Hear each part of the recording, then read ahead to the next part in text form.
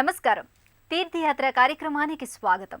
మన రాష్ట్రంలో ఉన్న అత్యంత పురాతనమైన క్షేత్రాలలో కొల్లాపూర్ ఒకటిగా విరాజిల్లుతోంది.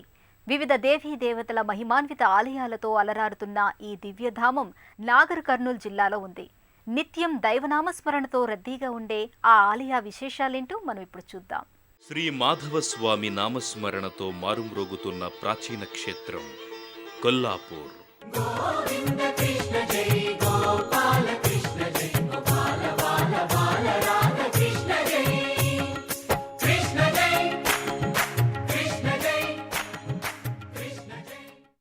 రాజుల ఏలుబడిలో ఆధ్యాత్మిక కళా వికాసంతో వికసించిన ఈ దివ్యధామంలో శ్రీ మహావిష్ణువు మాధవుడిగా కొలువై భక్తుల చేత నిత్య నీరాజనాలందుకుంటున్నాడు.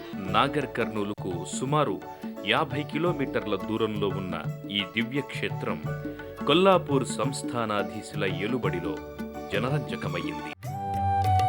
చాళుక్య రాజుల ఆధ్యాత్మిక చింతనకు, కాకతీయ రాజుల మతాభిమానానికి అద్దం పడుతున్న మాధవస్వామి ఆలయం మరో గోకులాన్ని తలపిస్తుంది. ప్రశాంతమైన వాతావరణంలో ఉన్న ఈ ఆలయంలోని ప్రతి మందిరము ఆధ్యాత్మిక అనురక్తిని పెంపొందిస్తుంది. ఇక్కడున్న ప్రశాంత వాతావరణం భక్తులకు కావలసినంత మానసిక ప్రశాంతతను అందిస్తుంది. ప్రస్తుతం ఉన్న మదన గోపాల స్వామి ఆలయం కొల్లాపూర్లో చెప్పుకోదగిన ఆలయాలలో ప్రముఖమైనదిగా విరాజిల్లుతోంది.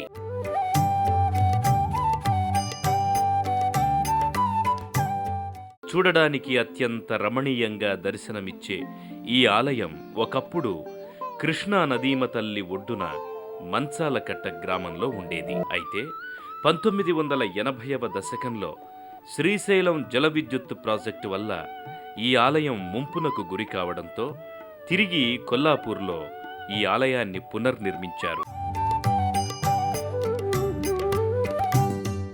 ఈ మాధవస్వామి ఆలయం ఒకప్పుడు జటప్రోలు మదనగోపాల స్వామి ఆలయానికి అనుసంధానంగా ఉండేది. అత్యంత మనోహరంగా కనిపించే ఈ ఆలయం చాళుక్యులు, కాకతీయుల కాలంలో పురోభివృద్ధి సాధించినట్లు చారిత్రక ఆధారాల ద్వారా తెలుస్తోంది. అనంతరం కొల్లాపూర్ సంస్థానాధీశుడైన రాజా జగన్నాథరావు హయాంలో ఈ ఆలయాన్ని పునర్నిర్మించడం జరిగింది. కొల్లాపూర్ సంస్థానాధీశులను సురభి రాజావారిగా పిలుస్తారు. కొల్లాపూర్ ప్రాంతం నుంచి వీరి పరిపాలన క్రీస్తు శకం 16వ శతాబ్దం నుంచి ప్రారంభమయ్యింది. 19వ తరానికి చెందిన మాధవనాయుడు నుంచే జటప్రోలును కేంద్రంగా చేసుకుని కొల్లాపూర్ను పరిపాలించడం ప్రారంభమయ్యింది. 20వ తరానికి చెందిన మాధవనాయుడి పరిపాలనలోనే జటప్రోలులో నాయుడుపేట, మదనగోపాల స్వామి ఆలయం, మంచాలకట్టలో మాధవస్వామి ఆలయం, సింగోటంలో నరసింహసాగర్ పేరుతో పెద్ద తటాకాన్ని నిర్మించినట్లు చారిత్రక ఆధారాల ద్వారా తెలుస్తోంది.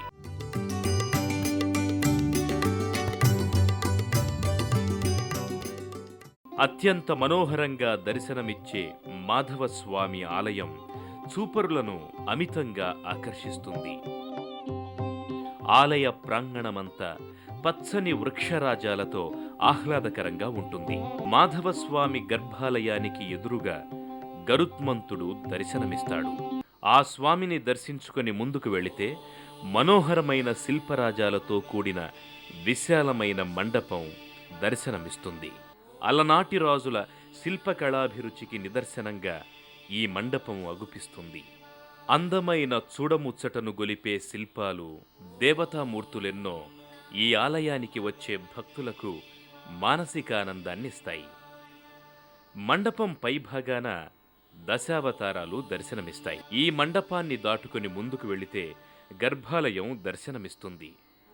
గర్భాలయంలో మాధవస్వామి, శ్రీదేవి, భూదేవిల సమేతంగా దర్శనమిస్తారు. భక్తవరదుడైన ఆ స్వామి మురళిని చేతబూని తనను దర్శించే భక్తుల పట్ల కరుణా కటాక్ష వీక్షణాలను పంచుతున్నట్టుగా అగుపిస్తాడు.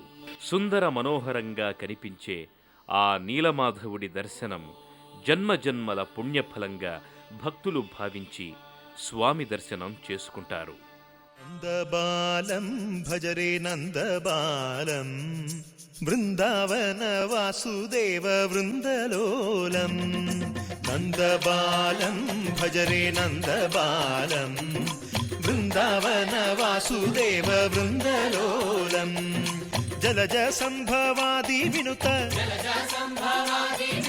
జలజ సంభవాది వినుత జలజ సంభవాది వినుత జలజ సంభవాది వినుత చరణారవిందం కృష్ణ లలితా మోహన రాధవదనా నళిన మిళిందం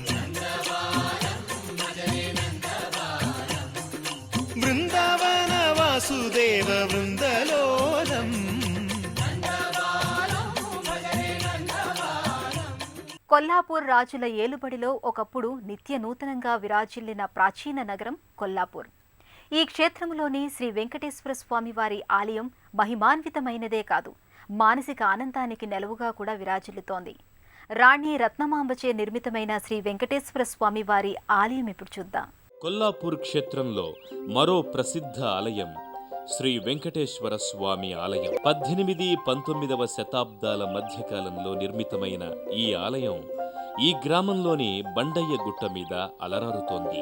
రోజు వందలాది భక్తులతో రద్దీగా ఉండే ఈ ఆలయాన్ని సురభి సంస్థానాధీశులు కొల్లా వెంకటేశ్వరరావు నిర్మించినట్లు చారిత్రక ఆధారాల ద్వారా తెలుస్తోంది. ఈ ఆలయం నిర్మించే సమయంలో కృష్ణారావు అనే వ్యక్తి చనిపోవడంతో ఈ ఆలయ నిర్మాణం కొన్నాళ్లు ఆగిందట. అయితే అనంతర కాలంలో రాణి రత్నమాంబ అసంపూర్తిగా మిగిలిన ఆలయాన్ని పూర్తి చేసినట్టు చారిత్రక ఆధారాల ద్వారా తెలుస్తోంది. ప్రశాంతమైన వాతావరణంలో సురభి సంస్థానానికి సమీపంలో ఉన్న ఈ ఆలయం కింది భాగాన భక్తులకు మహేశ్వరలింగం దర్శనమిస్తుంది. సదా శివనామ స్మరణతో మారుమ్రోగే ఈ ఆలయంలోని మహేశ్వరలింగ దర్శనం సర్వపాపాలను హరిస్తుందని భక్తుల విశ్వాసం. ఆ కారణంగానే ఈ వెంకటేశ్వర స్వామి ఆలయానికి వచ్చిన ప్రతి భక్తుడు ముందుగా ఆ పరమేశ్వరుని దర్శనం చేసుకుంటారు. మందిరానికి సమీపంలో ముడుపుల చెట్టు ఉంది. మహిమాన్వితమైన ఈ చెట్టు చుట్టూ ప్రదక్షిణలు చేస్తే సకల సౌభాగ్యాలు సిద్ధిస్తాయని మహిళా భక్తులు నమ్ముతారు. శ్రీ వెంకటేశ్వర స్వామి నామస్మరణ చేసుకుంటూ భక్తులు మెట్ల మీదుగా గుట్టమీదున్న ఆలయాన్ని చేరుకుంటారు. ప్రశాంతమైన వాతావరణం, అడుగడుగునా వెంకటేశ్వర స్వామి నామస్మరణం ఈ ఆలయంలోకి ప్రవేశించిన భక్తులను ఆధ్యాత్మిక అనుభూతికి గురిచేస్తూ వారి భక్తి శ్రద్ధలను ద్విగుణీకృతం చేస్తాయి. ఆలయానికి ముందు ధ్వజస్తంభం దర్శనమిస్తుంది. ఈ ధ్వజస్తంభానికి సమీపంలో గరుత్మంతుడు దర్శనమిస్తాడు. ఇదే ఆలయ ప్రాంగణంలో ఓ ప్రక్క నవగ్రహాది దేవతలు, నాగుల ఆలయం దర్శనమిస్తాయి. ఆయా మందిరాలను దర్శించుకున్న భక్తులు ఓం నమో నారాయణాయ అంటూ ప్రధానాలయంలోకి ప్రవేశిస్తారు. నిరంతరం భక్తులతో రద్దీగా ఉండే ఈ ప్రాంగణం నారాయణ మంత్రాలతో, భక్తి గీతాలతో మారుమ్రోగుతుంది. వందలాది మంది భక్తులు ఇక్కడ స్వామివారిని భక్తితో కీర్తిస్తారు.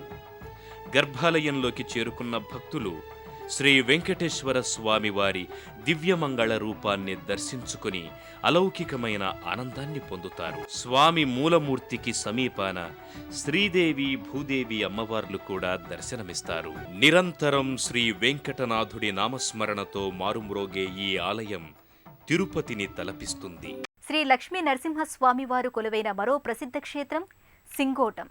కొల్లాపూరుకు సుమారు 10 కిలోమీటర్ల దూరంలో ఉన్న ఈ దివ్యక్షేత్రం జిల్లాలోనే ప్రసిద్ధమైన క్షేత్రంగా విరాజిల్లుతోంది. ఈ దివ్యక్షేత్ర విశేషాలేంటో మనం ఇప్పుడు చూద్దాం.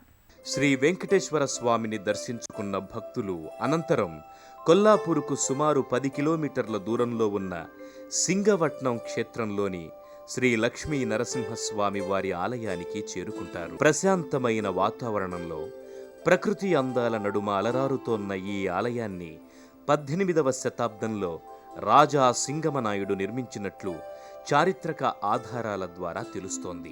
ఇక్కడ ఈ క్షేత్రంలో శ్రీ లక్ష్మీ నరసింహస్వామివారు వెలవటానికి ఓ పురాణ గాథ ప్రచారంలో ఉంది. 376 సంవత్సరాల క్రితం సింగపట్నంలో నివసించే ఓ యాదవుడు ఇక్కడ ఆలయానికి సమీపంలో ఉన్న స్వామివారి సముద్రం వద్ద నాగలి దున్నుతుండగా ఓ శిల నాగలికి తగిలిందట. అదేదో మామూలు శిల అనుకున్న ఆ యాదవుడు ఆ శిలను దూరంగా వేసి మళ్లీ నాగలి దున్నుతుండగా శిల మళ్లీ నాగలికి అడ్డుపడిందట. ఇలా పలుమార్లు యాదవుడు శిలను పక్కకి వేయటం, శిల మరలా నాగలికి అడ్డుపడడంతో విస్తుపోయిన యాదవుడు ఆ శిలను పరికించి చూడగా ఆ శిల అన్ని అవయవాలున్న లింగాకారంగా కనిపించిందట. సరిగ్గా ఇదే సమయంలో శ్రీ లక్ష్మీ నరసింహస్వామి ఆకాశవాణి ద్వారా తాను శ్రీ లక్ష్మీ నరసింహస్వామినని తనను గుట్ట మీద ప్రతిష్ఠించమని చెప్పాడట. స్వామి అభిష్టం మేరకు యాదవుడు, గ్రామస్తులు, బ్రాహ్మణుల సహకారంతో గుట్ట మీద ప్రతిష్ఠించినట్లు ఇక్కడ స్థల పురాణాల ద్వారా అవగతమవుతోంది. ఇతర ఆలయాలకు మల్లే కాకుండా ఈ ఆలయ ప్రధానాలయ ప్రాంగణం ఇరుకుగా ఉంటుంది. ఆలయానికి ఎదురుగా ఓ రాతి ధ్వజస్తంభం ఉంది. ఈ రాతి ధ్వజస్తంభాన్ని దాటుకుని వరుసలో ముందుకు వెళితే గర్భాలయం కనిపిస్తుంది. గర్భాలయంలోకి చేరుకున్న భక్తులు ఆలయంలో కొలువైన లక్ష్మీ నరసింహస్వామి వారి దివ్యమంగళ శిలారూపాన్ని దర్శించుకుని అలౌకికమైన ఆనందాన్ని పొందుతారు. శివకేశవులకు భేదం లేదు అనడానికి నిదర్శనంగానే స్వామి ఇలా వెలిశారని చెబుతారు. నరసింహస్వామి వారి మూర్తికి పక్కగా లక్ష్మీ అమ్మవారు కూడా దర్శనమిస్తారు. లక్ష్మీ నరసింహస్వామి వారికి ఎడమ వైపున చిన్న మందిరంలో మహేశ్వరలింగం దర్శనమిస్తుంది. ఈ లింగ దర్శనం సర్వదోషాలను హరిస్తుందని చెబుతారు. గర్భాలయంలో శ్రీ లక్ష్మీ నరసింహస్వామిని దర్శించుకున్న భక్తులు అనంతరం ఆలయానికి బయట ఉన్న ఆంజనేయ స్వామి మందిరానికి చేరుకొని మందిరంలో ఉన్న ఆంజనేయ స్వామిని భక్తితో సేవిస్తారు. భక్తులు అనంతరం ఇక్కడకు సమీపంలో రత్నగిరి కొండపై ఉన్న రత్నలక్ష్మి అమ్మవారిని కూడా భక్తితో సేవించి తరిస్తారు. సింగోటం శ్రీ లక్ష్మీ నరసింహస్వామి వారి ఆలయానికి కిలోమీటరు దూరంలో రత్నగిరి కొండ మీద రత్నలక్ష్మి అమ్మవారి ఆలయం ఉంది. ప్రశాంతమైన వాతావరణంలో కొండల మధ్య అలరారుతోన్న ఈ ఆలయం సుందరమైన ప్రకృతి దృశ్యాలకు నెలవుగా ఉంది. రాణి రత్నమాంబ హయాంలో నిర్మితమైన ఈ ఆలయానికి ఓ పక్క పెద్ద చెరువు ఒకటి కనిపిస్తుంది. దీనిని శ్రీవారి సముద్రంగా భక్తులు పిలుస్తారు. శ్రీ లక్ష్మీ నరసింహస్వామి వారు ఈ చెరువులోనే దొరికినట్టు ఇక్కడి స్థల పురాణాల ద్వారా అవగతమవుతోంది. విశాలమైన ప్రాంగణంలో మనోహరంగా ఉన్న అమ్మవారి ఆలయంలో రత్నలక్ష్మి అమ్మవారు ఆసీనులై ఉన్నారు. సర్వాభూషణ శోభితురాలైన ఆ తల్లి దర్శనం సకల పుణ్యాల ఫలమని భక్తులు నమ్ముతారు. సర్వే జనా సుఖినో భవంతు. ఈ సృష్టి సమస్తం భగవంతుని వలయం. తన ఉనికిని సమస్త జనులకు తెలియజేయటానికి భగవంతుడు వివిధ రూపాలలో వివిధ క్షేత్రాలలో వెలిస్తే అవి తీర్థయాత్రలుగా పుణ్యధామాలుగా ప్రసిద్ధికెక్కాయి. అలా భగవంతుని లీలా విశేష ఫలితంగా ఏర్పడిన ఆయా ధామాలలోని దేవీ దేవతలందరి ఆశీస్సులు అందరి మీద ఉండాలని కోరుకుందాం.